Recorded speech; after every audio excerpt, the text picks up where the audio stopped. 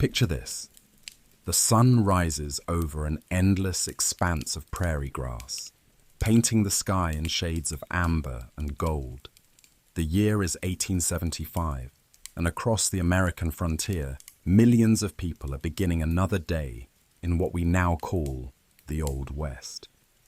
But this isn't the romanticized version you've seen in movies. This is the real story of ordinary people living extraordinary lives on the edge of civilization. Today, we're going to walk in the boots of 5 different people whose lives intersected in this harsh but beautiful land. We'll experience their struggles, their triumphs, their daily routines, and the moments that made their difficult lives worth living.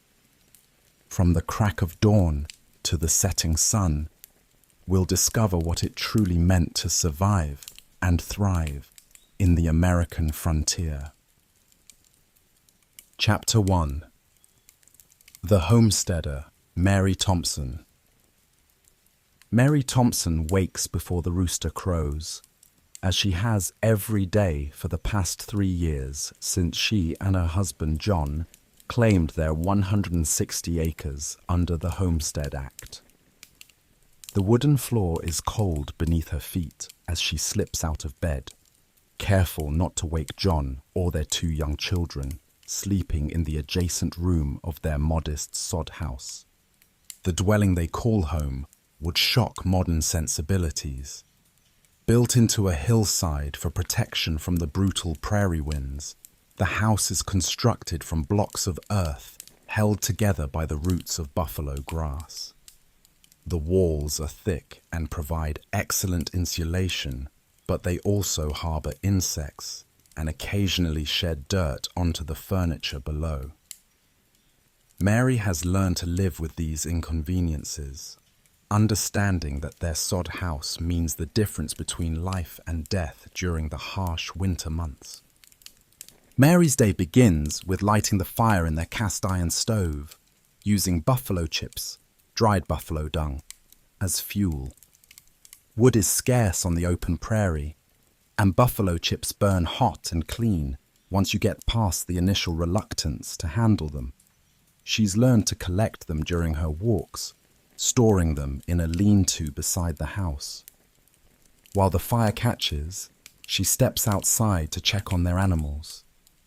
The Thompsons own 2 milk cows, a small flock of chickens, and a team of oxen essential for ploughing their fields. The animals are kept in a simple wooden corral that John built with lumber hauled from the nearest town, 40 miles away. The morning milking is a peaceful ritual. Mary sits on a 3-legged stool, her forehead pressed against the warm flank of Bessie, their best milk cow. The rhythmic sound of milk hitting the bottom of the metal pail is one of the few constants in her unpredictable life. She talks softly to the cow, sharing her hopes and fears in a way she rarely does with other humans. One of the greatest challenges of homestead life is the crushing isolation. The nearest neighbor lives 8 miles away, and the closest town is a day's journey by wagon. Mary hasn't spoken to another woman in over a month, and the loneliness sometimes threatens to overwhelm her. She combats this by talking to her animals, singing while she works, and writing letters to her sister back in Ohio, though she may not be able to mail them for weeks. The silence of the prairie can be deafening.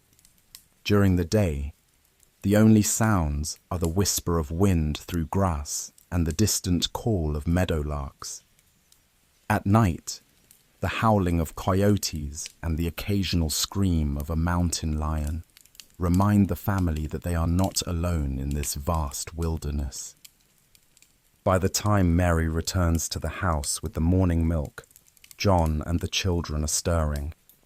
8-year-old Sarah helps her mother prepare breakfast while 6-year-old Thomas feeds the chickens. Their breakfast is simple but nourishing. Cornbread made from meal ground at the mill in town, eggs from their hens, and milk still warm from the cow. The family gathers around their handmade wooden table, and John leads them in prayer. Religion provides an anchor in their uncertain world, and Mary finds comfort in the familiar rhythms of devotion. They read from the Bible each morning, one of only 3 books they own, along with an almanac and a medical guide.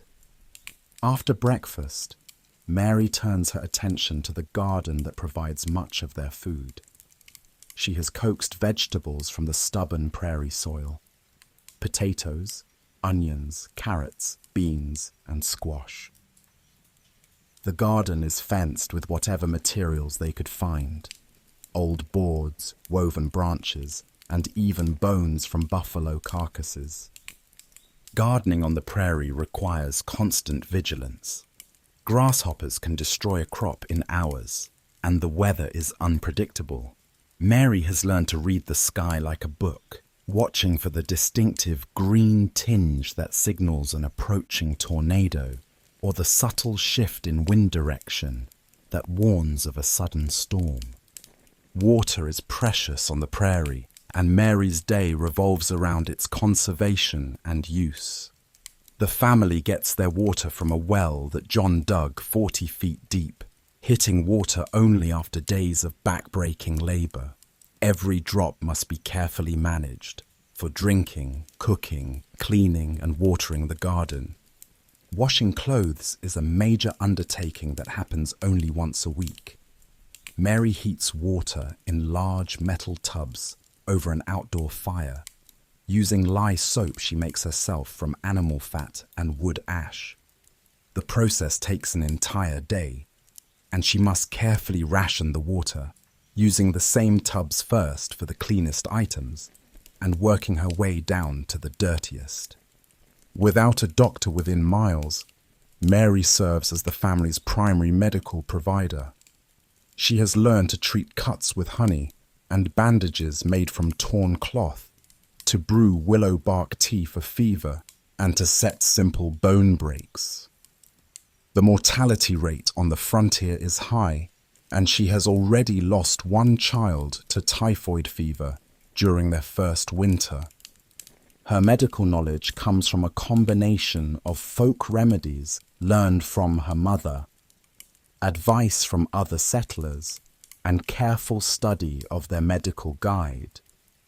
She keeps a small pharmacy of herbs and simple medicines: castor oil, laudanum for severe pain, quinine for fever, and various herbal teas for common ailments. As the sun reaches its peak, Mary focuses on food preparation for the family's main meal. Cooking on the frontier requires creativity and careful planning. Meat must be preserved through smoking, salting, or drying, as there is no refrigeration. Vegetables from the garden are supplemented with wild plants she has learned to identify: prairie turnips, wild onions, and various greens. The kitchen is the heart of the sod house, containing the stove, a work table, and shelves lined with preserving jars. Mary has become skilled at making the most of limited ingredients, creating filling meals from cornmeal, beans, and whatever protein is available. During hunting season, John might bring home deer, antelope, or prairie grouse. In leaner times, they rely on salt pork and dried beans. Despite the hardships, Mary finds joy in simple pleasures. She treasures the quiet moments when she can sit on the doorstep with her mending, watching the endless prairie grass wave in the wind. The sunsets are spectacular, painting the sky in colors so vivid they seem almost unreal. She takes pride in her growing skills as a homesteader. Each successful harvest, each healthy calf born to their cows, each family member who survives another harsh winter represents a victory against the odds. The self-sufficiency they've achieved feels like a profound accomplishment. Occasionally, neighbors gather for barn raisings, harvest help, or religious services. These events are precious breaks from isolation, bringing families together from miles around. Mary cherishes these opportunities to share news, exchange recipes, and simply enjoy adult conversation. The women swap stories about their challenges and solutions, creating an informal network of support and knowledge. They share patterns for quilting, remedies for common ailments, and strategies for preserving food. These gatherings reinforce the bonds that hold frontier communities together. As evening approaches, Mary helps John with the heavier chores. Together they milk the cows, feed the animals, and secure the livestock for the night. The family gathers for supper, often eating by lamplight as the days grow shorter. After the meal, they might read together by the light of their kerosene lamp, or Mary might work on mending clothes while John whittles or repairs tools. The children play with simple toys, cornhusk dolls, wooden animals carved by their father, or games made from buttons and string. Mary's life is not without its dangers and sorrows. Prairie fires can destroy everything in their path, and the family maintains a constant watch during dry seasons. Severe weather, blizzards, tornadoes, and devastating hailstorms can destroy crops and threaten lives. Disease is a constant threat. Without proper medical care, simple infections can become life-threatening. Mary has learned to live with the constant fear that something might happen to John, leaving her alone with the children and the homestead. Despite the hardships, Mary believes in the future they're building. The land they're claiming will someday be valuable farmland, and their children will inherit something of substance. She dreams of the day when the prairie will be dotted with prosperous farms, when schools and churches will serve growing communities, and when the isolation that defines their current existence will be just a memory. Mary's story represents the experience of countless homesteading families who transformed the American frontier through sheer determination and hard work. Their sacrifices laid the foundation for the agricultural communities that would eventually flourish across the Great Plains. Chapter 2. The Cowboy. Jake Martinez.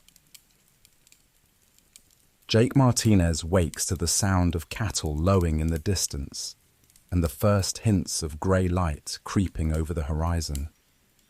He's been a cowboy for 12 years, ever since he was 16 and left his family's small ranch in Texas to join a trail drive. Now, at 28, he's a seasoned hand on the Circle Bar Ranch, one of the largest spreads in Montana Territory. The bunkhouse where Jake sleeps is a long, low building that houses 8 cowboys.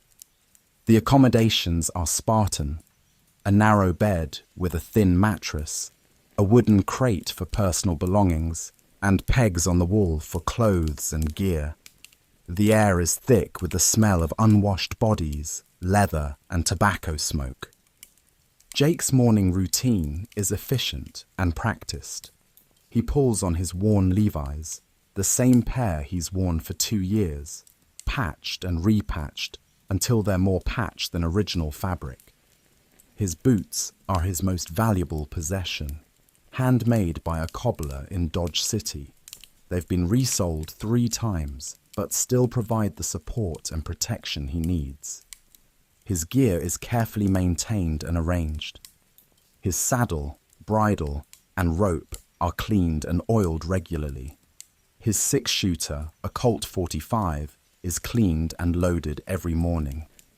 On the frontier, a man's weapons might mean the difference between life and death, whether facing wild animals, rustlers, or hostile weather. Jake's first task is to help catch the day's horses from the remuda, the herd of horses maintained by the ranch. Each cowboy has a string of 6 to 8 horses, chosen for different tasks. Some are better for cutting cattle from the herd, others for long rides across rough terrain, and still others for working close to the ranch buildings. This morning, Jake selects Dusty, a reliable paint horse with the intelligence and agility needed for working cattle. The relationship between a cowboy and his horses is crucial. These animals are partners in dangerous work, and Jake treats them with the respect they deserve. Cookie, the ranch cook, has been up since 4 o'clock preparing breakfast for the crew. The meal is hearty and simple. Sourdough biscuits, bacon, beans, and coffee so strong it could float a horseshoe. The men eat quickly and in relative silence, knowing that the day's work will be long and demanding. Jake appreciates Cookie's skill more than he lets on. Keeping 8 hungry cowboys fed is no small task, especially when supplies must be hauled from town once a month. Cookie has learned to make satisfying meals from basic ingredients: beans, bacon, flour, coffee, and whatever meat is available. As the sun breaks over the mountains, Jake and 3 other cowboys ride out to check on the herd. The Circle Bar runs about 3,000 head of cattle across 50,000 acres of rangeland. The cattle are scattered across several valleys, and part of the daily routine involves riding the boundaries to ensure none have strayed and to watch for signs of predators or rustlers. The morning ride is one of Jake's favorite parts of the day. The air is crisp and clean. The mountains are silhouetted against the rising sun, and his horse moves with the easy rhythm of an animal bred for this work. Despite the hardships of cowboy life, these moments of beauty and freedom make it all worthwhile. Today's main task is to move a portion of the herd to fresh pasture. This requires coordination, skill, and an understanding of cattle behavior that Jake has developed over years of experience. Cattle are not naturally cooperative, and moving them requires patience and strategy. Jake uses his rope with practiced skill, cutting individual animals from the herd when necessary. His horse, Dusty, knows the work almost as well as Jake does, anticipating movements and responding to subtle shifts in weight and pressure. The partnership between horse and rider is essential. Without it, the dangerous work of handling cattle would be impossible. Cowboy work is inherently dangerous. Cattle can weigh over 1,000 pounds and can be unpredictable, especially when frightened or protecting calves. Jake has been kicked, stepped on, and knocked down more times than he can count. He's seen men seriously injured by horses, gored by bulls, and trampled by stampeding herds. The weather poses constant challenges.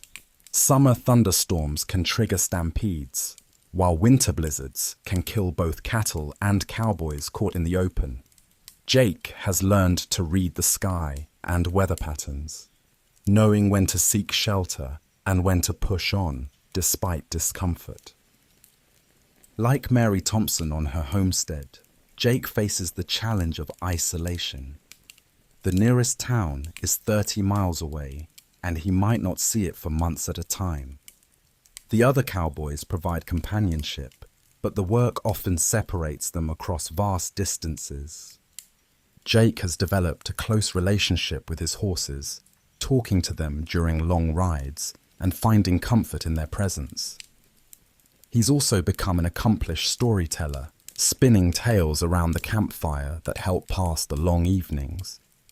When the sun reaches its peak, Jake and the other cowboys take a break in whatever shade they can find. They share water from canteens, eat biscuits and jerky packed by Cookie, and rest their horses. These breaks are essential. both men and animals need time to recover from the morning's work. The conversation during these breaks ranges from practical matters, the condition of the cattle, weather predictions, plans for the afternoon, to more personal topics. Jake learns about the other cowboys' backgrounds, their families, and their dreams for the future. The afternoon brings different challenges. The heat can be oppressive, and both cattle and horses become sluggish.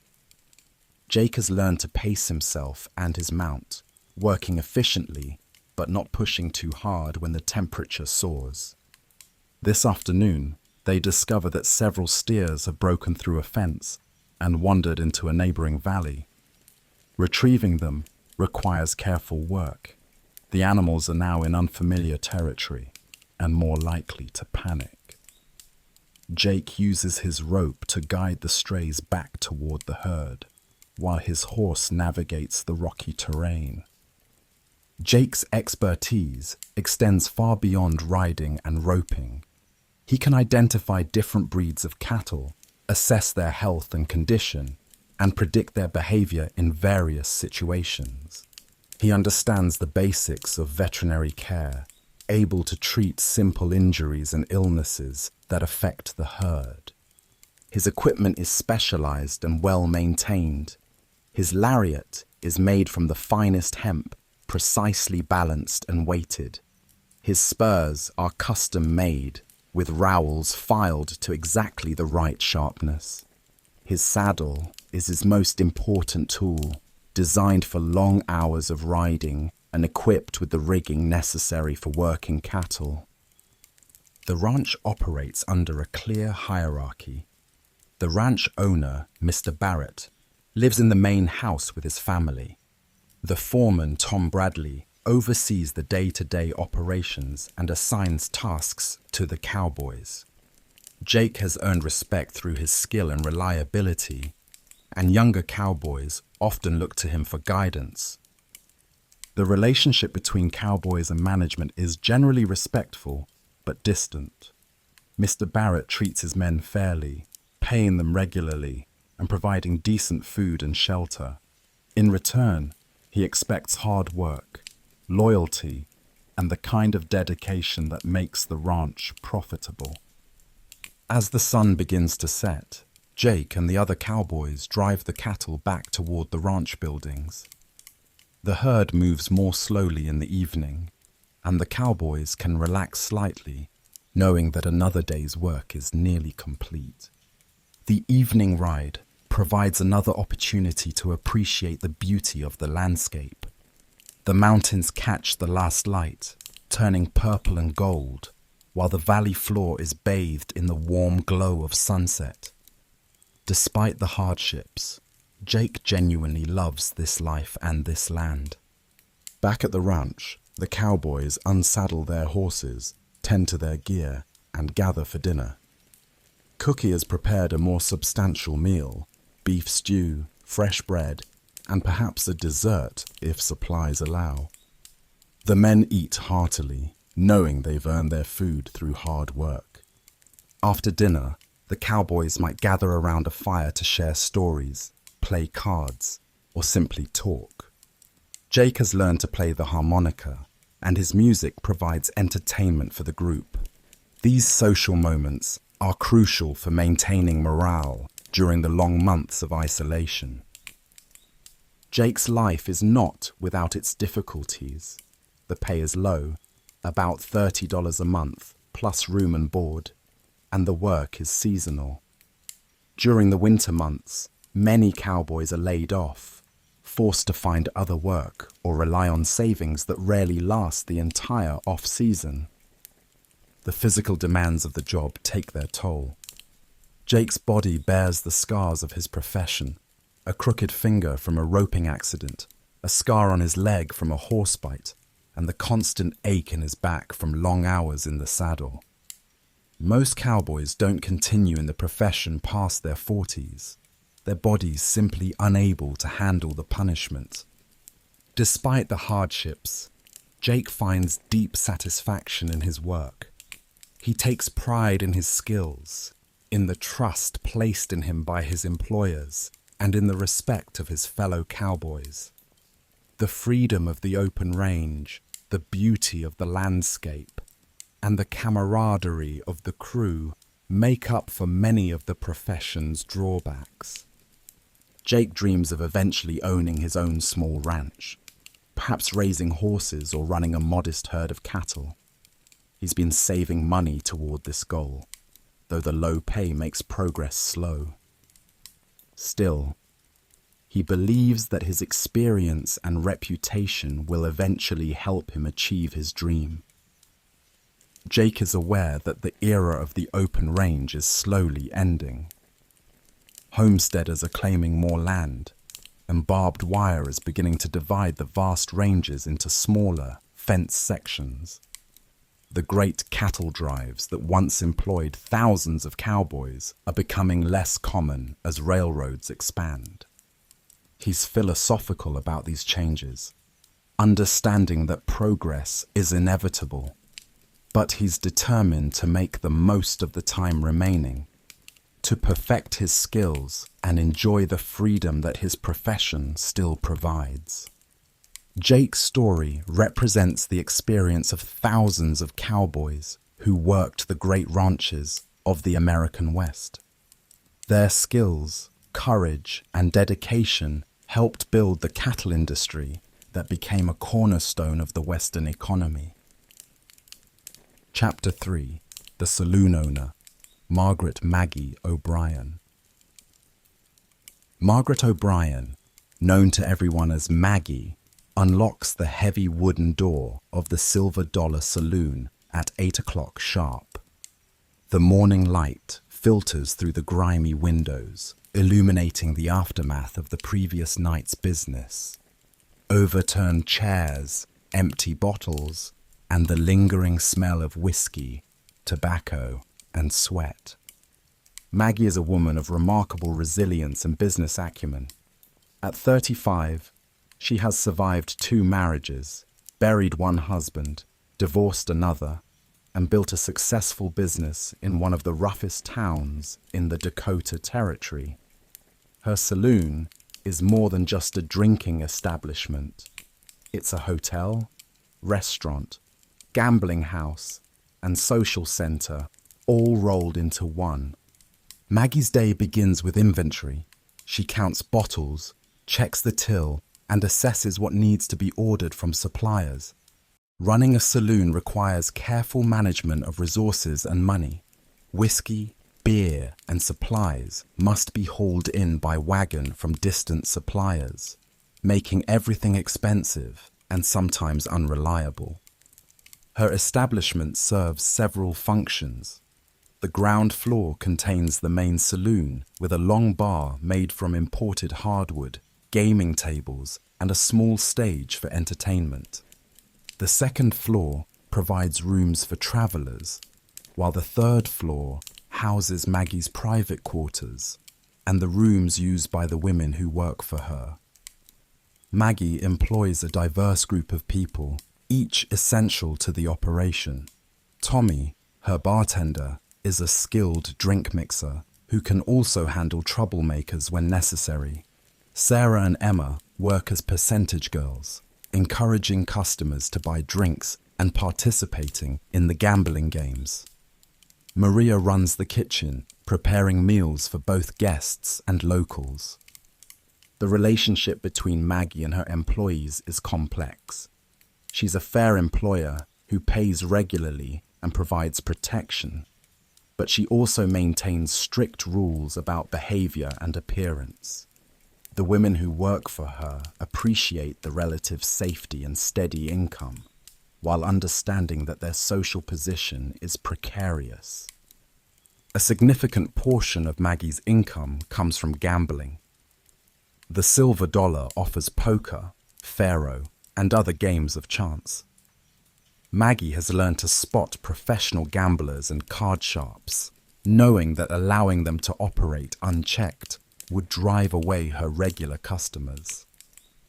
She employs her own dealer, a skilled professional named Jack, who ensures that the games are honest but still profitable for the house. The gambling creates excitement and brings in customers, but it also increases the potential for violence and conflict. Maggie's customers represent a cross-section of frontier society. Cowboys from nearby ranches spend their pay on whiskey and companionship. Miners, flush with gold dust, celebrate their strikes or drown their sorrows after unsuccessful claims. Merchants, traveling salesmen, and professional men provide a more stable clientele. Each type of customer requires different handling. Cowboys tend to be rowdy but generally harmless, while miners can be unpredictable, especially when they've been drinking. Maggie has learned to read people quickly, assessing their mood and potential for trouble. Operating a saloon as a woman in the 1870s presents unique challenges. Maggie faces constant scrutiny from the more respectable members of society, who view her profession with suspicion and disapproval. She's learned to ignore the whispers and focus on building her business. She's also had to develop the skills necessary to handle difficult situations. Maggie keeps a small pistol behind the bar and knows how to use it. She's also cultivated relationships with the local sheriff and his deputies, ensuring that law enforcement will respond quickly if needed. Despite its rough reputation, Maggie's saloon serves an important social function in the community. It's one of the few places where men can gather to share news, discuss business, and find companionship. Maggie often knows more about what's happening in the territory than anyone else in town. The saloon provides a meeting place for various groups. Ranchers might gather to discuss cattle prices, miners share information about promising claims, and merchants conduct business over drinks. Maggie facilitates these connections, understanding that her business depends on being useful to the community. Maggie regularly hires entertainment for her establishment. Traveling musicians, singers, and performers provide diversion for her customers.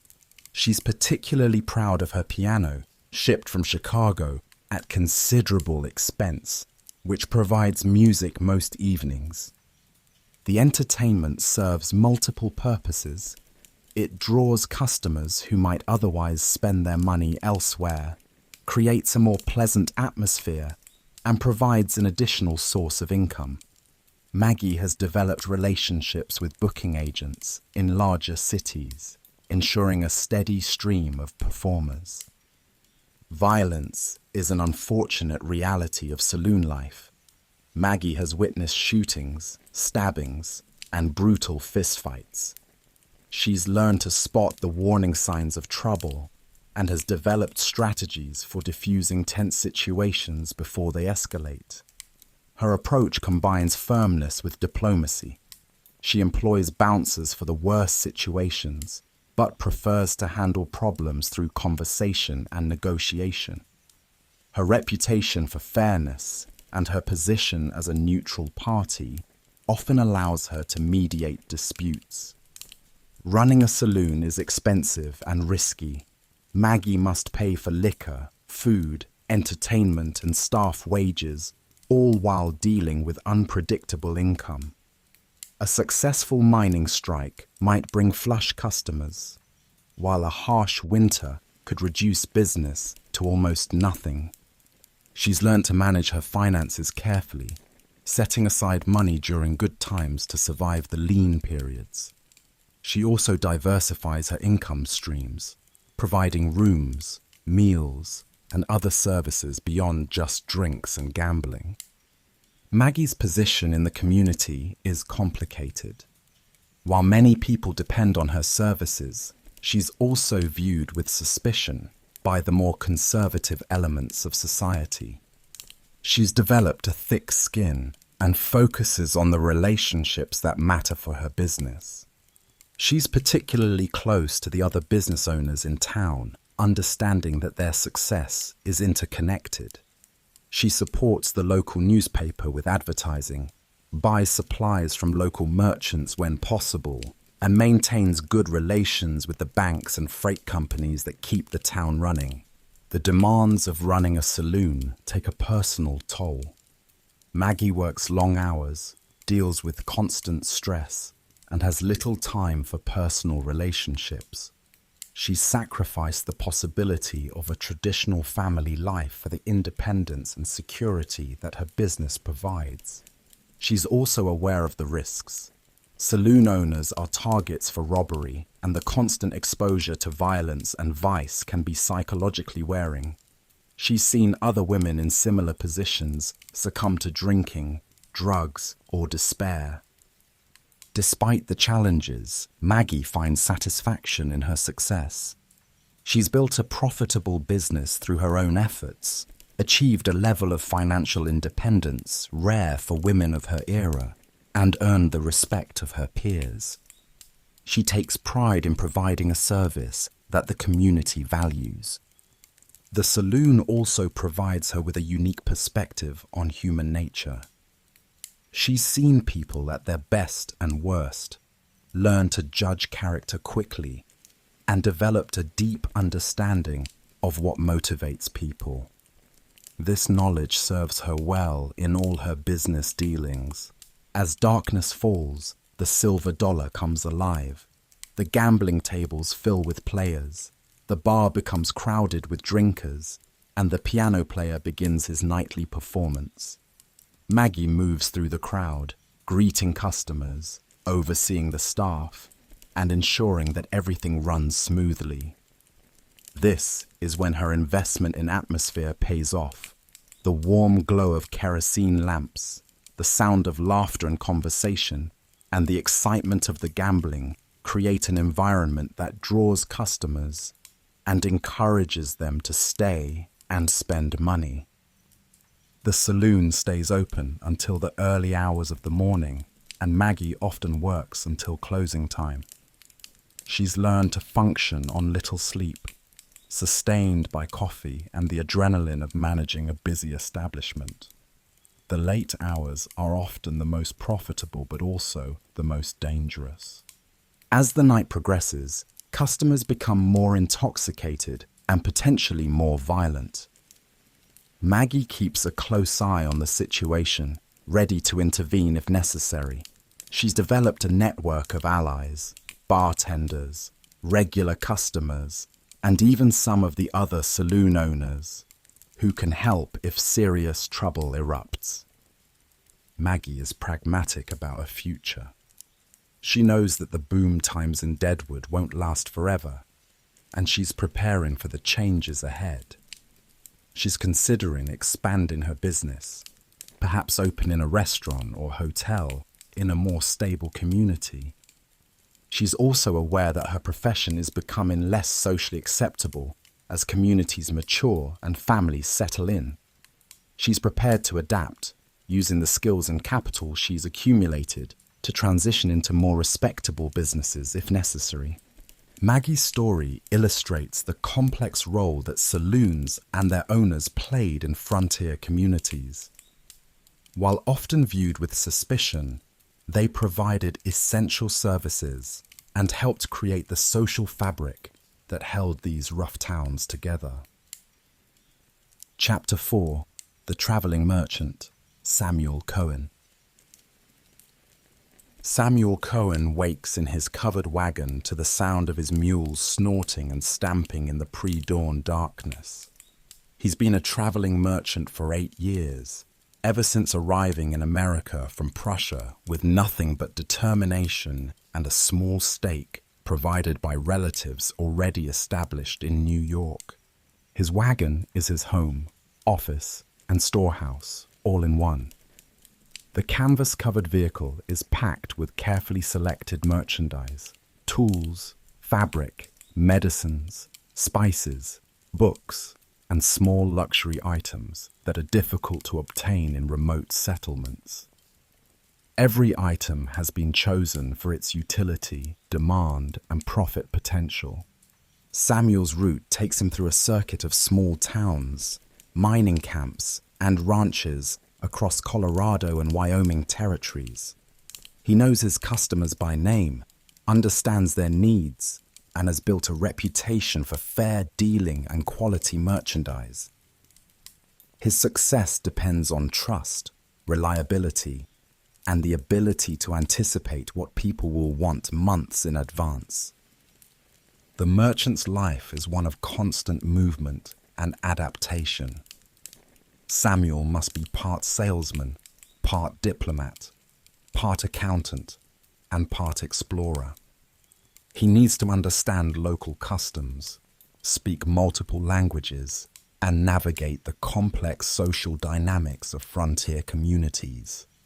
Traveling with a loaded wagon across the frontier presents numerous challenges. Roads are often little more than rutted tracks, and Samuel must navigate river crossings, mountain passes, and stretches of open prairie where landmarks are few and far between. His mules are his lifeline. He's learned to care for them like a cavalry officer cares for his horses, knowing that their health and strength determine his success and survival. He carries extra harnesses, horseshoes, and veterinary supplies, and has learned basic animal care from years of experience. Samuel's wagon contains a carefully curated selection of goods. He carries practical items that settlers need: axes, hammers, nails, rope, and other tools.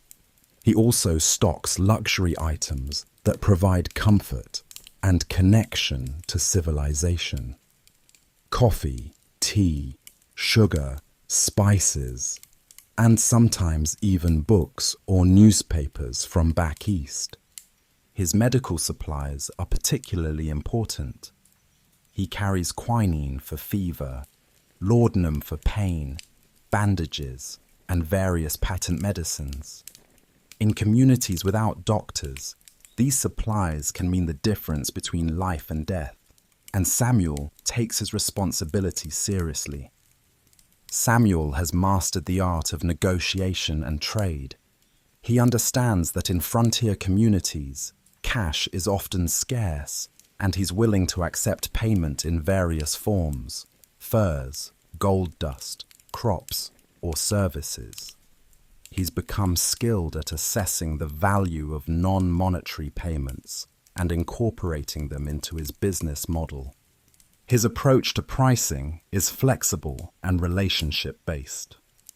He charges fair prices that allow him to make a profit while remaining competitive with other merchants. He also understands that building long-term relationships is more valuable than maximizing short-term profits. Samuel serves as more than just a merchant. He's a link between isolated communities and the outside world. He carries news, letters, and messages between settlements. He's often the first to bring word of political developments, economic changes, or social trends affecting the region. His wagon is a mobile library, carrying newspapers, books, and periodicals that hungry minds in remote areas devour. He's learned that information is almost as valuable as physical goods, and he cultivates his role as a news carrier and storyteller. The merchant's life is filled with dangers. Samuel travels alone through wilderness areas where bandits, hostile Native Americans, and wild animals pose constant threats. He's learned to be constantly vigilant, to read the signs of danger, and to take precautions to protect himself and his goods. Weather presents another constant challenge. Sudden storms can damage his merchandise, flash floods can make rivers impassable, and winter blizzards can trap him for days. He's learned to read weather signs and plan his routes accordingly. Samuel's customers represent every level of frontier society.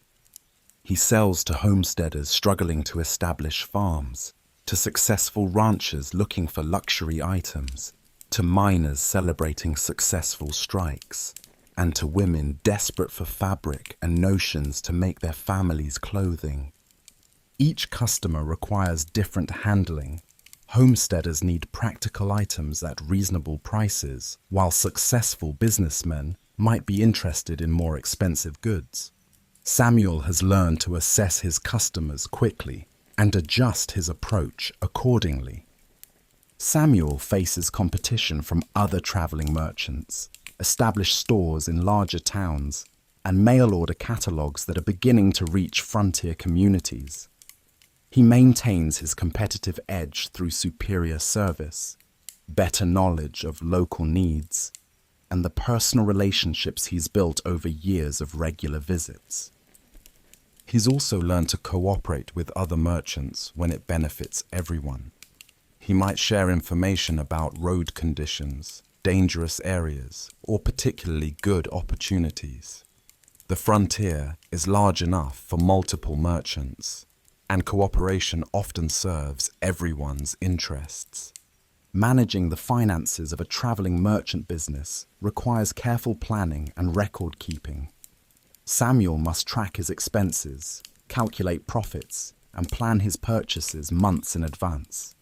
He deals with multiple currencies: American dollars, gold dust, foreign coins, and various forms of credit and barter.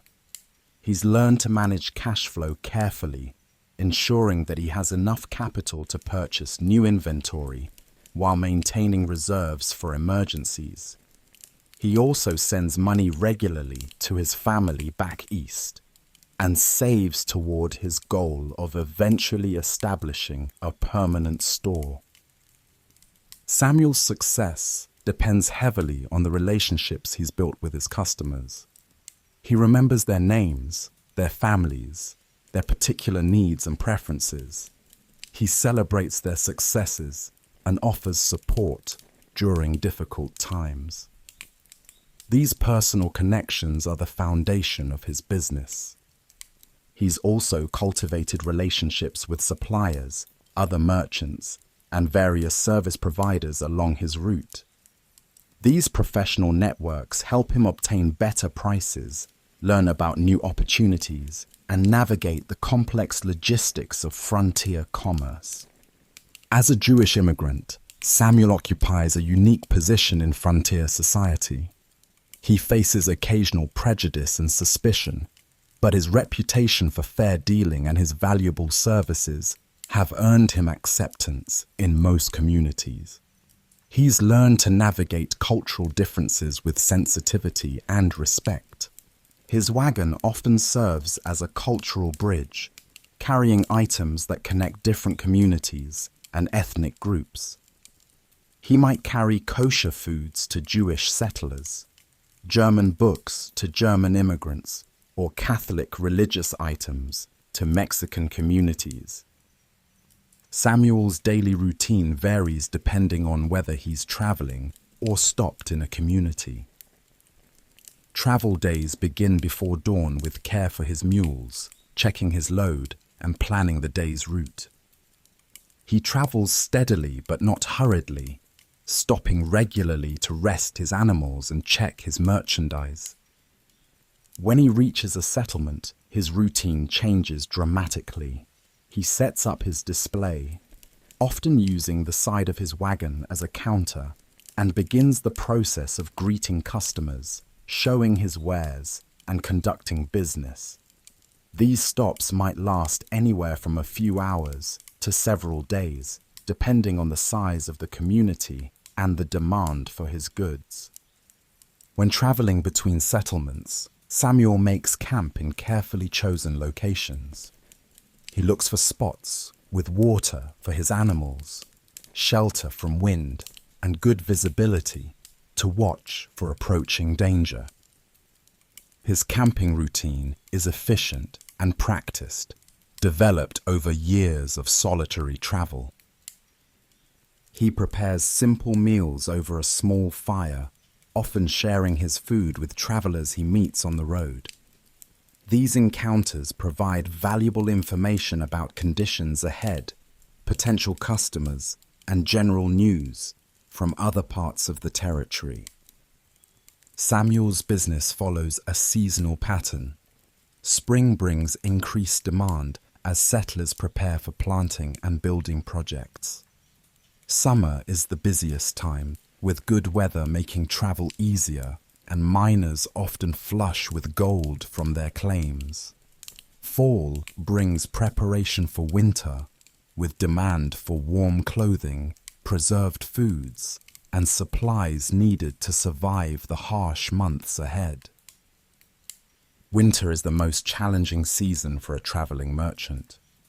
Samuel often establishes temporary quarters in a larger town, using the time to repair his equipment, plan his next year's routes, and sometimes take on additional work to supplement his income. The merchant's life requires significant personal sacrifices. Samuel has little opportunity for stable relationships, and the constant travel makes it difficult to establish roots in any community. He's given up the possibility of a traditional family life in exchange for the independence and opportunity that his profession provides. He also faces the constant stress of financial uncertainty. Bad weather, theft, or changes in local economic conditions can quickly turn a profitable year into a financial disaster. The merchant must be prepared to adapt quickly to changing circumstances. Despite the challenges, Samuel finds deep satisfaction in his work. He takes pride in providing essential services to isolated communities, in building successful business relationships, and in his growing financial success. He's achieved a level of prosperity that would have been impossible in his homeland. The merchant's life also provides unique opportunities for adventure and exploration. Samuel has seen vast landscapes, met people from dozens of different cultures, and witnessed the dramatic changes taking place as the frontier develops. These experiences have given him a perspective on American expansion that few people possess. Samuel's long-term goal is to establish a permanent store in a growing town. He's been studying different communities along his route, looking for one with good growth potential and a stable economic base. He's also been saving money and building relationships that will help him make the transition from traveling merchant to established businessman. He's considering several options: a general store in a farming community, a hardware store in a mining town, or perhaps a more specialized business serving a particular niche. The skills he's developed as a traveling merchant, understanding customer needs, managing inventory, and building relationships, will serve him well in any of these ventures. Samuel's story represents the experience of thousands of traveling merchants who serve the scattered communities of the frontier. Their courage, business acumen, and willingness to take risks helped build the commercial networks that supported Western expansion. Chapter 5: The Native American, Standing Bear. Standing Bear wakes to the sound of his wife, gentle rain, quietly stirring the embers of their fire. The lodge is warm and comfortable, constructed from buffalo hides stretched over a framework of wooden poles. The morning light filters through the smoke hole at the top, casting dancing shadows on the decorated interior walls.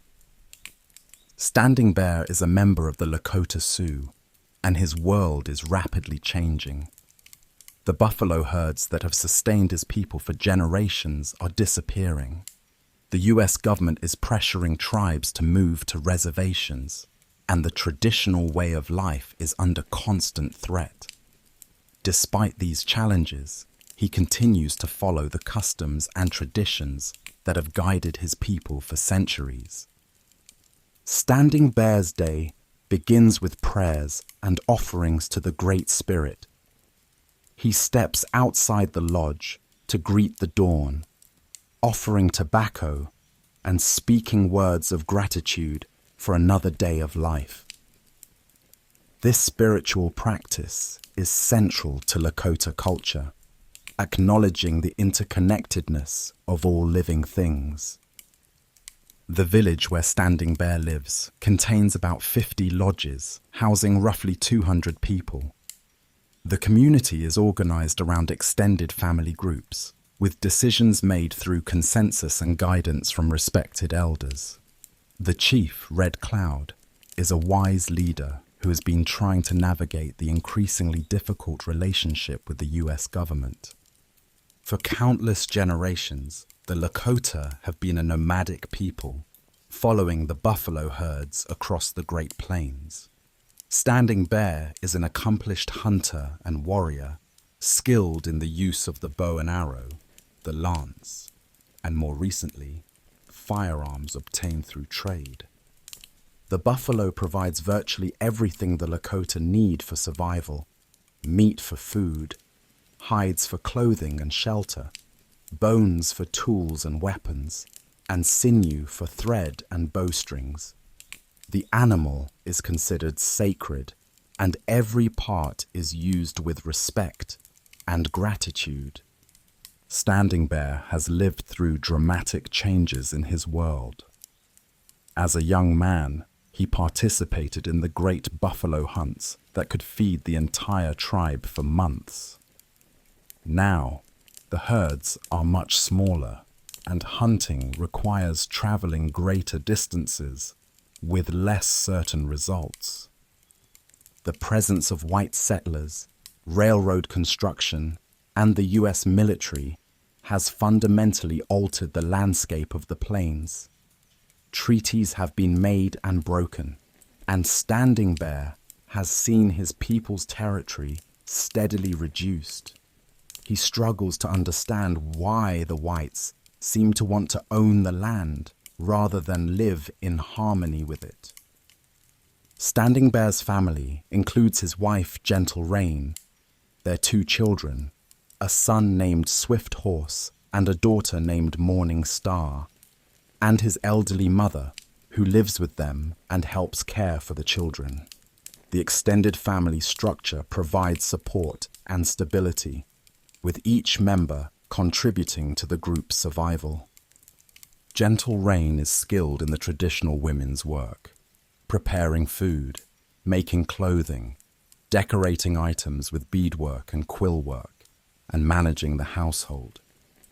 She's also knowledgeable about medicinal plants and serves as a healer for the community. Standing Bear's daily routine varies depending on the season and the needs of the community. During hunting season, he might be away from the village for days, tracking game across the prairie. In winter, when the tribe is settled in a sheltered valley, he spends more time on crafts, storytelling, and teaching his son the skills he'll need as a warrior and hunter. This morning, Standing Bear prepares to join a hunting party searching for a small herd of buffalo that scouts reported 2 days' ride to the north. The hunt is crucial. The tribe's food supplies are running low and winter is approaching. Spirituality permeates every aspect of Lakota life. Standing Bear believes that all things possess a spirit and that humans must live in harmony with the natural world. He regularly participates in sweat lodge ceremonies, vision quests, and the sun dance, the most important religious ceremony of his people. The medicine man, Crow Feather, serves as a spiritual leader and healer for the community. He interprets dreams, conducts ceremonies, and provides guidance during difficult times. Standing Bear has great respect for Crow Feather's wisdom and often seeks his counsel. As a warrior, Standing Bear has participated in raids against enemy tribes and conflicts with US military forces. Warfare is considered an honorable profession, and warriors earn respect through acts of courage and skill. The warrior's role is to protect the tribe and its resources. to prove one's bravery and to gain honor through exploits in battle. The warrior culture includes elaborate rituals and ceremonies. Before going into battle, warriors paint their faces and bodies with sacred designs, sing war songs, and perform dances that invoke spiritual protection. After successful raids, the community celebrates with feasts and ceremonies honoring the warriors' achievements. The Lakota are master horsemen, and Standing Bear owns a small herd of horses that represent significant wealth and status. His war horse, Thunder, is a powerful paint stallion trained for battle and buffalo hunting. The relationship between warrior and horse is considered sacred, and horses are often buried with their owners. Standing Bear has trained Thunder to respond to subtle shifts in weight and pressure, allowing him to use weapons while riding at full speed. This partnership is essential for both hunting and warfare, providing the mobility and speed that define Plains Indian culture. The increasing presence of white settlers has disrupted the traditional Lakota way of life in numerous ways. The construction of railroads has divided buffalo herds and brought thousands of settlers into traditional hunting grounds. The US government has established military posts and demanded that tribes move to designated reservations. Standing Bear has witnessed the destruction of buffalo herds by white hunters who kill the animals for their hides and leave the meat to rot. This wasteful practice is incomprehensible to him, violating every principle of his culture's relationship with the natural world. The US government is pressuring Standing Bear's band to move to a reservation where they would receive government rations and their children would attend schools designed to eliminate Indian culture. Many tribal members are divided on this issue, with some seeing it as the only way to survive, while others, like Standing Bear, view it as the death of their way of life. The reservation system represents a fundamental conflict between two different worldviews: the Lakota belief in living in harmony with the land and the white belief in owning and controlling it. Standing Bear struggles to understand how land can be owned, comparing it to trying to own the wind or the sky. In Lakota society, women hold significant respect and authority. Gentle Rain owns the family lodge and most of the household goods. She has the right to divorce her husband if necessary and plays an important role in tribal decisions. Women are considered the life givers and are honored for their ability to bring new generations into the world. Gentle Rain is also skilled in the artistic traditions of her people. She creates beautiful beadwork and quill work, decorating clothing and ceremonial items. These artistic traditions are more than mere decoration. They tell stories, record history, and connect the people to their spiritual beliefs. Standing Bear takes an active role in educating his son Swift Horse in the traditional ways of the Lakota. The boy learns to ride horses, use weapons, track animals, and understand the spiritual beliefs that guide their people. This education is practical and immediate, preparing him for the adult responsibilities he will assume. Morning Star learns from her mother and other women in the tribe. She's developing skills in food preparation, crafts, and the care of children. She also learns the stories and songs that preserve the tribe's history and cultural knowledge. As a culture without written language, the Lakota preserve their history, laws, and spiritual beliefs through oral tradition. Standing Bear is a skilled storyteller who knows dozens of traditional tales, many of which teach moral lessons or explain natural phenomena. These stories are not just entertainment, they are the library of Lakota culture, containing the accumulated wisdom of generations. Standing Bear takes seriously his responsibility to pass these stories on to his children and to younger members of the tribe. The Lakota diet is based primarily on buffalo meat, supplemented by other game, wild plants, and crops grown by allied tribes. Gentle Rain is skilled in preserving meat by drying it into jerky and mixing it with berries and fat to create pemmican, a nutritious food that can be stored for months. The preparation and sharing of food is surrounded by ceremony and ritual. Meals begin with offerings to the spirits, and food is shared according to traditional customs that ensure everyone in the community has enough to eat. Lakota life follows a seasonal pattern that has been established over generations. Spring brings the renewal of life and the beginning of the hunting season. Summer is the time for the sun dance and other major ceremonies. Fall is the season for final hunts and preparation for winter. Winter is a time for storytelling, crafts, and spiritual reflection. Each season brings its own challenges and opportunities. Standing Bear must be prepared to adapt his activities to the changing conditions while maintaining the cultural practices that define his people's identity. European diseases have devastated Native American populations, and Standing Bear has lost many relatives to smallpox, cholera, and other illnesses. The tribe's traditional medicine is effective for many conditions, but it has no defense against diseases for which the people have no immunity. The loss of so many people has weakened the tribe's ability to defend its territory and maintain its traditional way of life. Standing Bear has seen entire families wiped out by disease, leaving orphan children and disrupting the social structure of the community.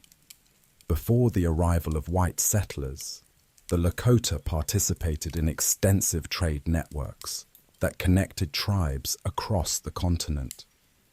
Standing Bear has traded buffalo hides for corn from agricultural tribes, horses from southwestern tribes, and shells from coastal peoples. These trade relationships were based on mutual respect and established protocols. The arrival of white traders has disrupted these traditional networks, introducing new goods, but also new conflicts and dependencies. Religious ceremonies are central to Lakota life, and Standing Bear participates in numerous rituals throughout the year. The Sweat Lodge ceremony purifies the body and spirit, while the Vision Quest provides spiritual guidance and personal revelation. The Sun Dance, the most important ceremony, ensures the renewal of life and the harmony between the human and spiritual worlds. These ceremonies are not just religious observances.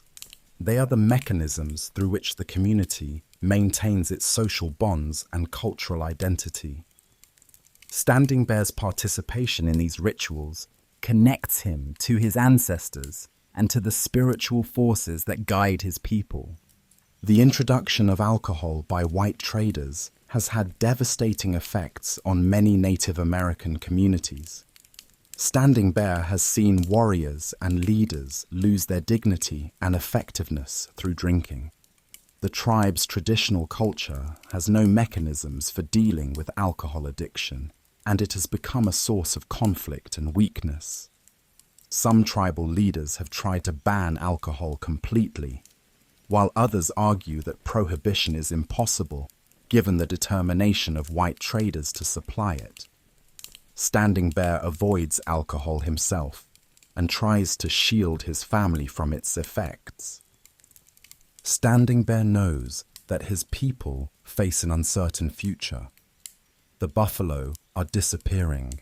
The US government is demanding that tribes move to reservations, and the traditional way of life is under constant pressure.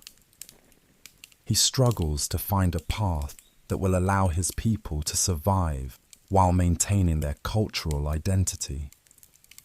He's witnessed the courage of leaders like Red Cloud, who have tried to negotiate with the US government to protect their people's rights. He's also seen the futility of military resistance against the overwhelming numbers and superior weapons of the US Army. Despite the pressures to assimilate, Standing Bear is determined to preserve as much of his people's traditional culture as possible. He continues to teach his son the old ways, to participate in traditional ceremonies, and to live according to the values that have guided his people for generations. This resistance is not just about preserving the past, it's about maintaining the spiritual and cultural foundations that give life meaning. Standing Bear believes that if his people lose their connection to the land and their traditional beliefs, they will cease to be Lakota in any meaningful sense. Standing Bear's story represents the experience of countless Native Americans who struggle to maintain their cultural identity in the face of overwhelming pressure to assimilate. Their courage, determination, and spiritual strength provide inspiration for understanding the complex history of the American West. Chapter 6: When Worlds Collide. The American frontier was not just a place where individual stories unfolded in isolation. It was a dynamic environment where different cultures, economies, and ways of life intersected, sometimes peacefully, sometimes violently, but always with consequences that shaped the development of the West. Our 5 characters, Mary the homesteader, Jake the cowboy, Maggie the saloon owner, Samuel the merchant, and Standing Bear the Lakota warrior, lived in a world where their paths would inevitably cross. These interactions tell the larger story of how the American West was transformed from a landscape of indigenous peoples and vast open spaces into the foundation of modern America. The homesteader and the merchant. Mary Thompson's isolated homestead becomes a little less lonely when Samuel Cohen's wagon appears on the horizon. His visits, perhaps 3 times a year, are events that the entire family anticipates for weeks. Samuel represents connection to the outside world, bringing news, supplies, and the simple pleasure of adult conversation. Mary has learned to prepare for Samuel's visits by gathering eggs, churning extra butter, and preparing whatever goods she can trade. She might have knitted mittens during the long winter evenings, or John might have carved wooden implements that Samuel can sell to other customers. These trades are more than economic transactions. They're lifelines that connect the homestead to the broader economy. Samuel, in turn, has learned to appreciate customers like the Thompsons. They're honest, hard-working people who pay their debts and appreciate quality goods. He's watched their children grow, celebrated their successes, and provided comfort during their losses. Mary particularly treasures the letters and newspapers Samuel brings, her only connection to the world beyond the prairie. The cowboy and the saloon owner. Jake Martinez and Maggie O'Brien represent different aspects of the same frontier economy. Jake and his fellow cowboys are Maggie's best customers. Arriving in town after months on the range with money to spend and a powerful thirst for entertainment and companionship, Maggie has learned to prepare for the cowboys' arrival. She stocks extra whiskey, hires additional entertainment, and ensures that her establishment can handle the influx of customers. She also takes precautions, knowing that cowboys who've been isolated for months can be unpredictable when they've been drinking. Jake appreciates Maggie's establishment for what it provides: a place to relax, socialize, and feel human again after the isolation of ranch life. He's not particularly interested in the gambling, but he enjoys the music, the conversation, and the chance to hear news from other parts of the territory. Their relationship is professional but friendly. Maggie respects Jake's reputation as a skilled cowboy and an honest man. Jake appreciates Maggie's fairness and her ability to maintain order in her establishment. Both understand the important role that saloons play in the social fabric of frontier communities. The merchant and the Native American. The relationship between Samuel Cohen and Standing Bear is complex and fraught with tension.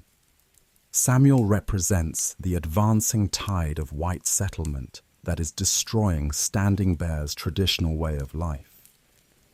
Standing Bear embodies the resistance to that advance and the tragic consequences of cultural collision. Yet, they also represent the possibility of mutual understanding and respect. Samuel, as an immigrant himself, has some appreciation for the challenges of maintaining cultural identity in a new land. Standing Bear, as a practical man, understands the benefits that trade can bring to his people. Their interactions might take place at a trading post, where Standing Bear brings buffalo hides and other goods to trade for metal tools, firearms, and other manufactured items. Both men are skilled negotiators, and their dealings are marked by mutual respect and caution. Samuel has learned to appreciate the quality of Native American craftsmanship, the beautiful beadwork, the perfectly balanced weapons, the durable leather goods. Standing Bear has learned to assess the value of manufactured goods and to negotiate effectively for his people's benefit. The homesteader and the cowboy. Mary Thompson and Jake Martinez represent different strategies for making a living on the frontier. Mary and her family are trying to transform the prairie into farmland, while Jake works for ranchers who want to keep it open for grazing.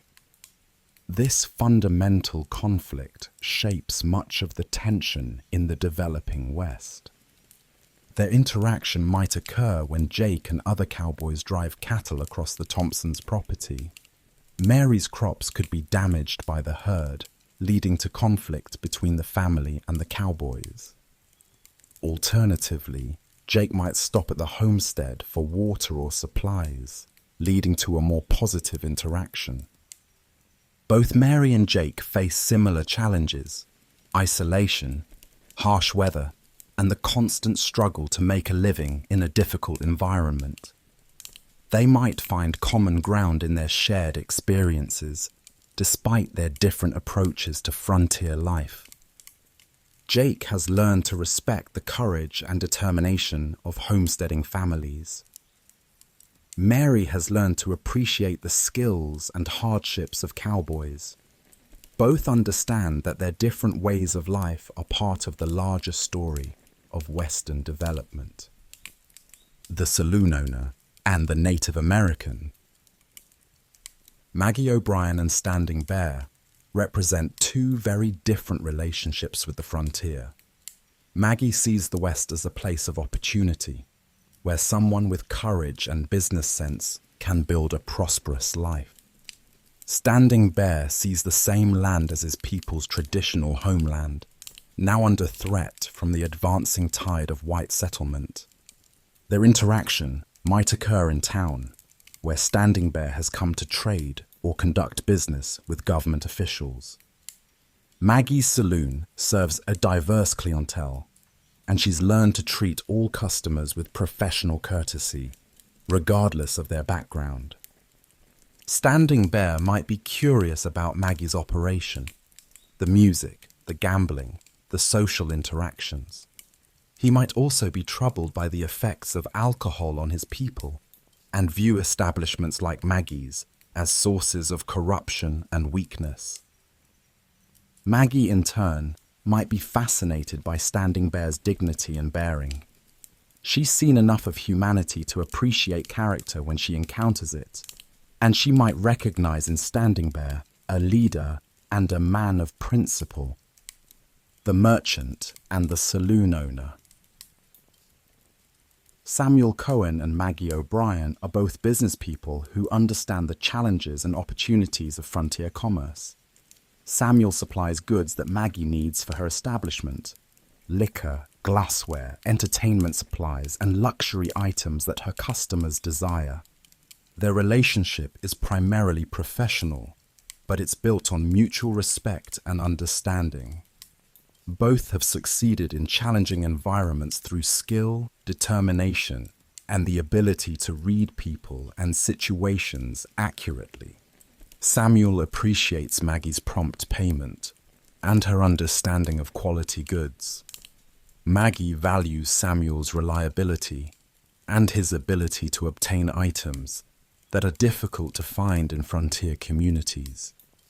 Both understand the importance of maintaining good business relationships in the small world of frontier commerce and the homesteader and the Native American. Mary Thompson and Standing Bear represent the most fundamental conflict of the frontier period: the clash between agricultural settlement and traditional Native American ways of life.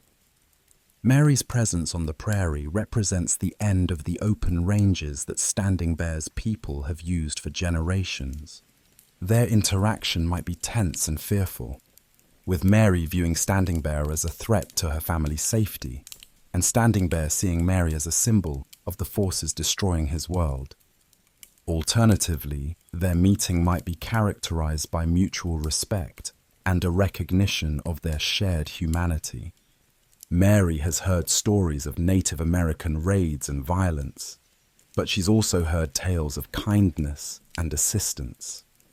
Standing Bear has seen the destruction that white settlement has brought to his people, but he's also encountered individual whites who treated him with respect and fairness. If they meet under peaceful circumstances, they might find common ground in their love for the land, their dedication to their families, and their struggle to survive in a harsh environment. Both are practical people who understand the value of cooperation and mutual assistance. The cowboy and the Native American. Jake Martinez and Standing Bear represent two different relationships with the open range. Jake works for ranchers who run cattle on land that was once traditional Native American territory. Standing Bear has seen his people's hunting grounds transformed into grazing land for white men's cattle. Their interaction might occur during a cattle drive, when Jake encounters Standing Bear and his band. The meeting could be hostile, with each side viewing the other as a threat. Alternatively, it might be marked by mutual respect between two men who understand the challenges of life on the frontier. Jake has heard stories of Native American raids on cattle herds, but he's also learned to respect the riding and hunting skills of Plains Indians. Standing Bear has seen cowboys as symbols of the forces taking his people's land, but he's also encountered individual cowboys who treated him with respect. Both men are skilled horsemen and warriors in their own right. They might find common ground in their shared love of horses, their understanding of the landscape, and their courage in the face of danger. These individual interactions are part of a larger economic web that connected the frontier to the rest of the nation. Samuel's merchandise came from manufacturers in the East, financed by Eastern banks and transported by railroad companies. Jake's cattle were destined for markets in Chicago and beyond, feeding the growing industrial cities of the North. Mary's wheat would eventually feed urban populations. while Maggie's saloon served customers whose money came from mining, ranching, and agriculture. Standing Bear's buffalo hides might be shipped east to be made into leather goods, while his people's traditional economy was being destroyed by the same forces that created opportunities for the others. Beyond the economic connections, these interactions helped create the social fabric of frontier communities.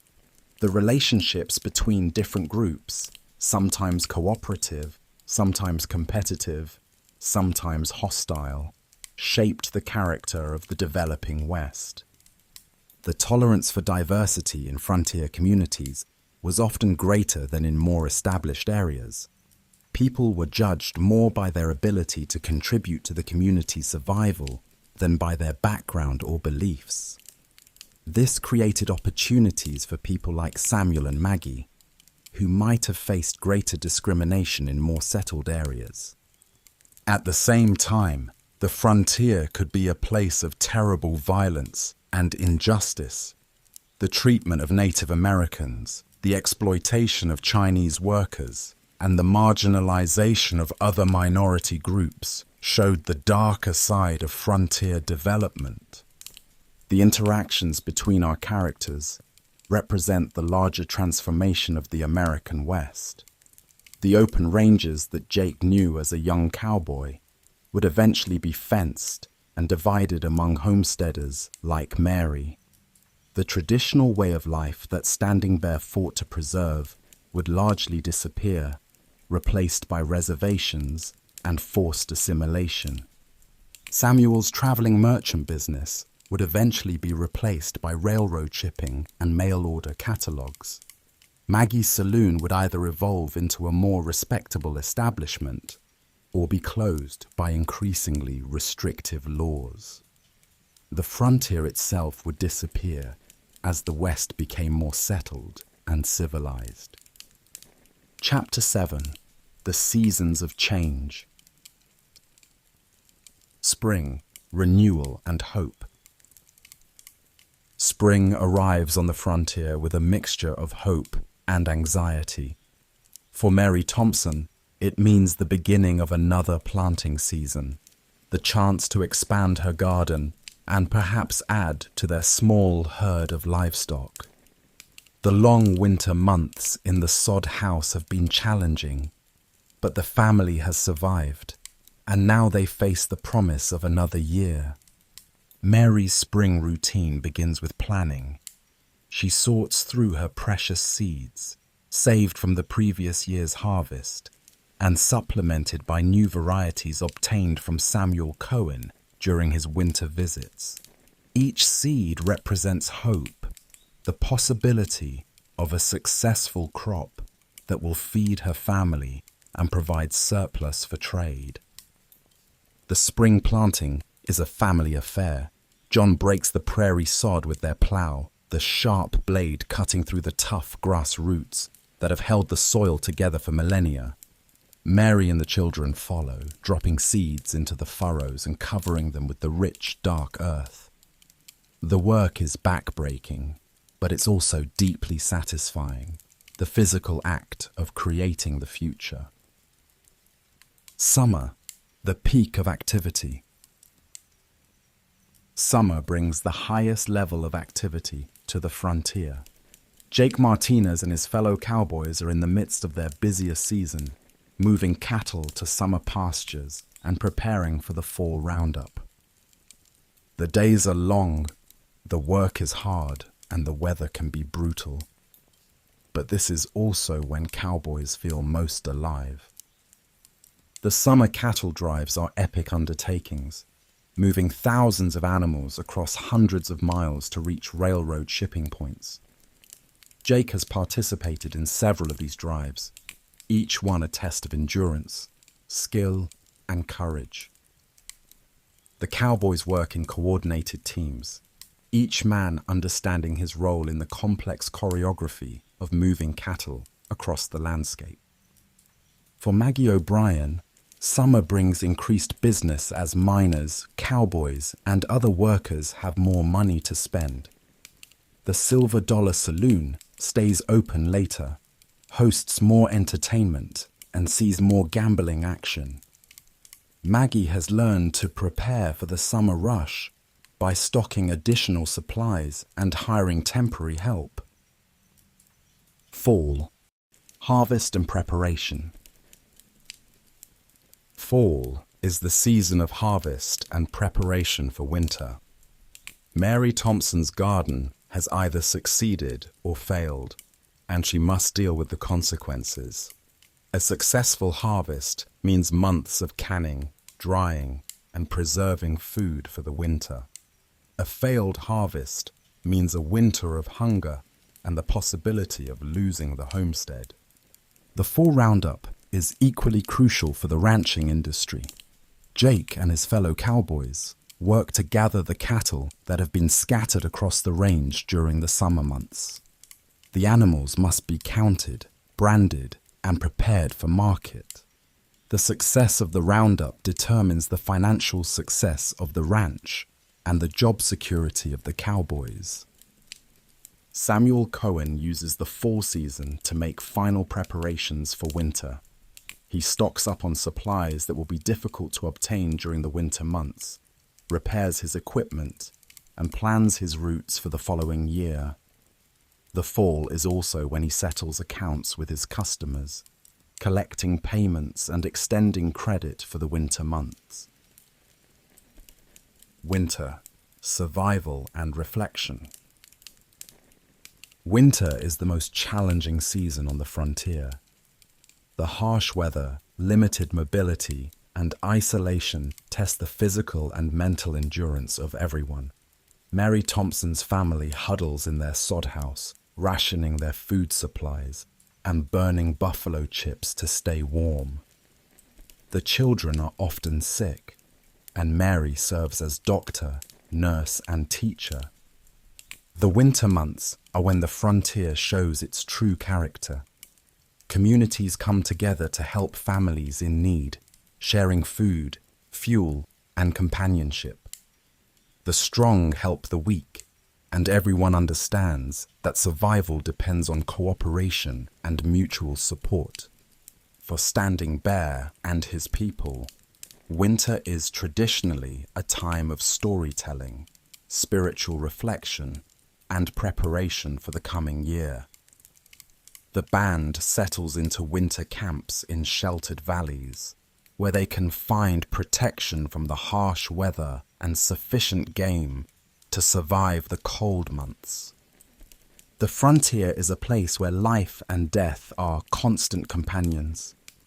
Mary Thompson has already lost one child to disease, and she lives with the constant fear that illness, accident, or violence might take other family members. The infant mortality rate is high and many women die in childbirth. Jake Martinez has seen fellow cowboys killed by stampeding cattle, lightning strikes, and gunfights. The dangerous nature of his profession means that he could be severely injured or killed at any time. The camaraderie among cowboys is partly a response to this shared danger. Standing Bear has lost many relatives to disease, warfare, and the general hardships of frontier life. His people's traditional way of life is itself dying, and he struggles to preserve what he can while adapting to a rapidly changing world. The role of weather. Weather plays a crucial role in frontier life, affecting everything from crop yields to cattle survival to travel conditions. Mary Thompson has learned to read the sky, watching for signs of approaching storms that could destroy her crops or threaten her family's safety. The prairie weather is notoriously unpredictable, with sudden storms, tornadoes, and devastating hail. Jake Martinez has developed similar skills, knowing that a cowboy's life might depend on his ability to predict weather changes. A sudden thunderstorm can trigger a cattle stampede, while a blizzard can trap both men and animals in the open range. Samuel Cohen plans his routes around weather patterns, knowing that spring floods, summer storms, and winter blizzards can make travel impossible. He's learned to seek shelter when necessary and to carry emergency supplies for unexpected weather events. The frontier landscape is constantly changing, shaped by human activity and natural forces. Mary Thompson and other homesteaders are literally transforming the prairie, breaking the sod, and planting crops that will change the character of the land forever. The grass that has covered the plains for thousands of years is being replaced by wheat, corn, and other agricultural crops. The cattle industry is also changing the landscape. The constant grazing by large herds is altering the composition of the prairie grass, while the construction of fences and water systems is creating new patterns of land use. Standing Bear has witnessed these changes with growing alarm. The buffalo herds that once blackened the plains are disappearing, replaced by cattle. The traditional camping grounds and sacred sites of his people are being claimed by homesteaders and ranchers. The technology of survival. Frontier life requires mastery of various technologies, from the simple tools used by homesteaders to the complex equipment needed for cattle ranching. Mary Thompson has learned to use a spinning wheel, a butter churn, and various food preservation techniques. She's also become skilled at basic carpentry, metalworking, and veterinary care. Jake Martinez's technology is centered around horses and cattle. He's mastered the use of ropes, saddles, and various tools needed for ranch work. He's also learned to use firearms effectively, both for hunting and protection. Samuel Cohen's success depends on his understanding of transportation technology. He knows how to maintain and repair wagons, care for draft animals, and navigate using basic surveying techniques.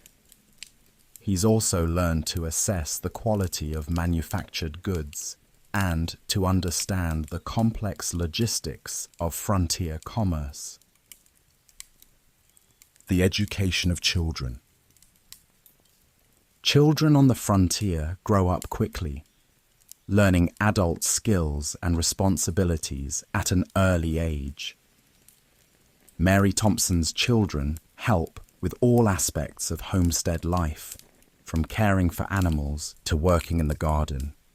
They're also learning to read and write, using the family Bible and other limited educational materials. Jake Martinez learned his skills through apprenticeship, working alongside experienced cowboys who taught him the techniques and traditions of ranch work. This informal education system was common on the frontier, where formal schooling was often unavailable. Standing Bear's children are learning the traditional skills and knowledge of their people, but they're also being exposed to white culture and technology. The education of Native American children becomes increasingly complex as the pressure to assimilate grows stronger. The role of women. Women on the frontier play crucial roles that extend far beyond traditional domestic duties. Mary Thompson is not just a homemaker, but a farmer, veterinarian, doctor, and teacher. Her skills and knowledge are essential to her family's survival and success. Maggie O'Brien represents a different model of frontier womanhood. She's a successful business owner who has achieved financial independence and social respect through her own efforts. Her success challenges traditional notions of women's roles and capabilities. Gentle Rain, Standing Bear's wife, holds significant authority within her traditional culture. She owns the family lodge, plays an important role in tribal decisions, and serves as a healer and spiritual guide. Her position illustrates the respect for women in many Native American societies. the economics of survival. The frontier economy is based on a complex mixture of cash transactions, barter, and mutual assistance. Mary Thompson's family operates largely outside the cash economy, producing most of what they need and trading surplus for necessary items. Their success is measured not in dollars, but in their ability to survive and gradually improve their situation. Jake Martinez earns cash wages, but his real compensation includes room, board, and the opportunity to learn valuable skills. Many cowboys use their earnings to eventually establish their own ranches or businesses. Samuel Cohen operates in the cash economy, but must also be skilled at barter and credit arrangements. His success depends on his ability to assess the value of various goods and to manage complex trading relationships. The spiritual life. Standing Bear's spiritual life is based on traditional Lakota beliefs that emphasize the interconnectedness of all living things and the importance of honoring ancestors, nature, and the Great Spirit. Ceremonies, dreams, and visions are not peripheral. They are central to decision-making, healing, and understanding one's purpose. For Standing Bear and his people, spirituality is not something done in spare moments. It is woven into every breath, every meal, every step. For Samuel Cohen, faith exists in quieter ways. He carries a small, worn siddur tucked into a corner of his wagon. When possible, he lights candles on Friday evenings, recites the prayers he learned in childhood, and reflects on the meaning of persistence and purpose. While far from any synagogue, Samuel still finds a connection to his Jewish heritage in his solitude, in the stars above, and in the discipline of his work. In the Silver Dollar Saloon, Maggie O'Brien has long since stopped attending church, but she lights a candle every Sunday morning in her upstairs room. For her, faith is not defined by dogma. It's expressed in how she treats others, in the protection she offers her employees, and in the way she honors the dead with silence and whiskey when the time comes.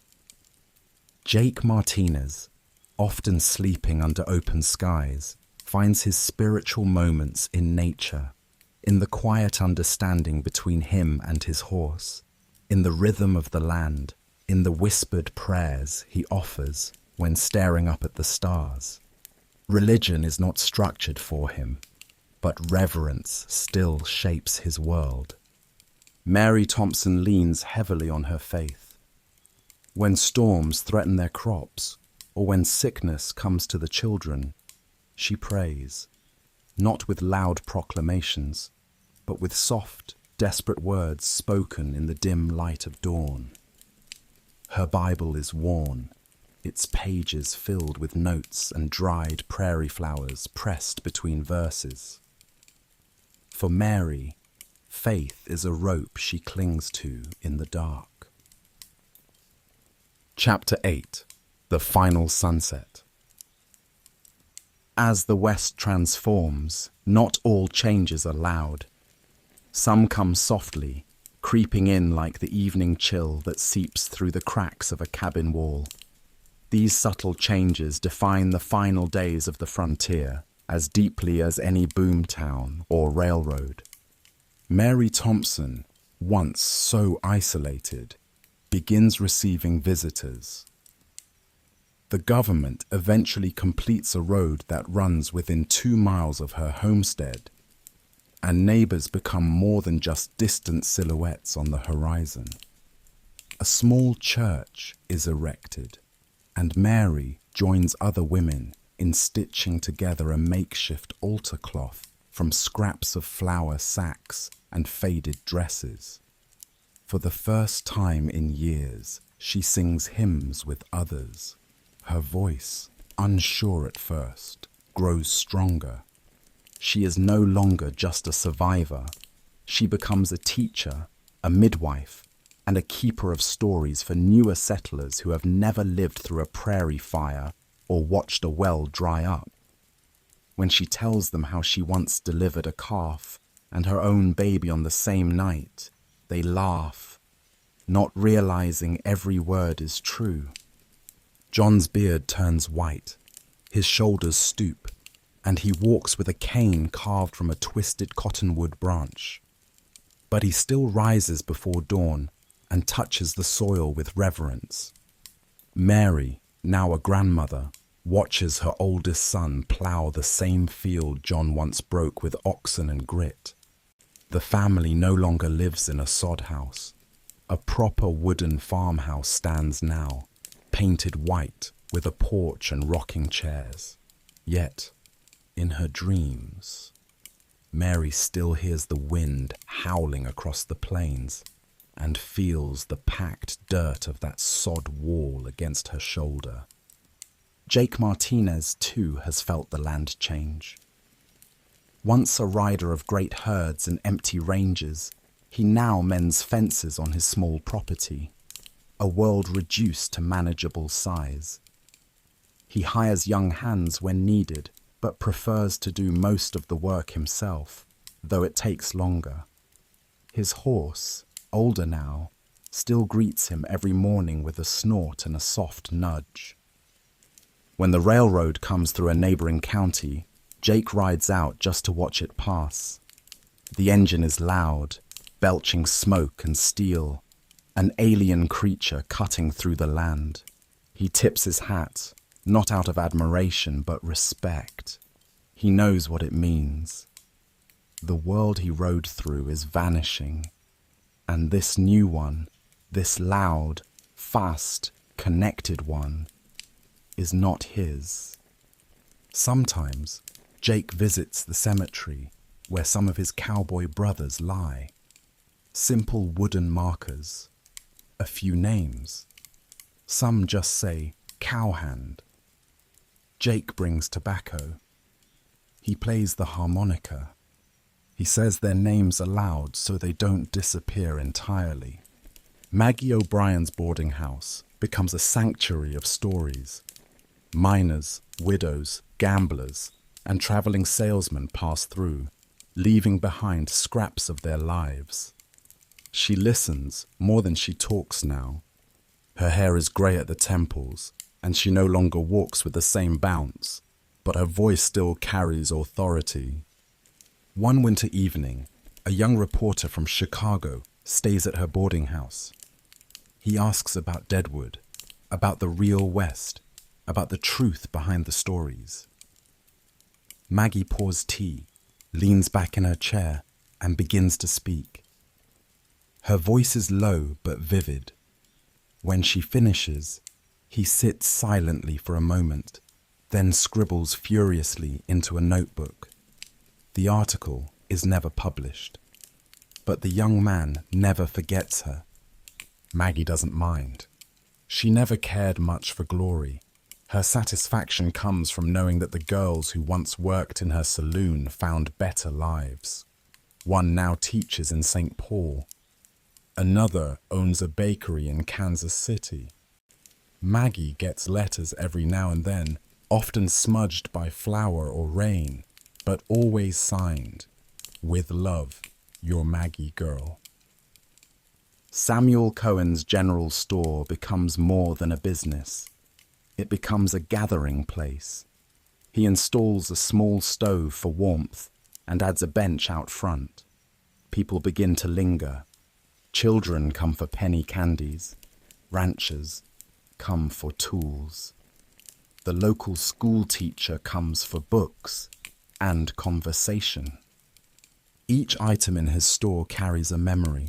The sack of coffee that kept a homesteader going through a long winter.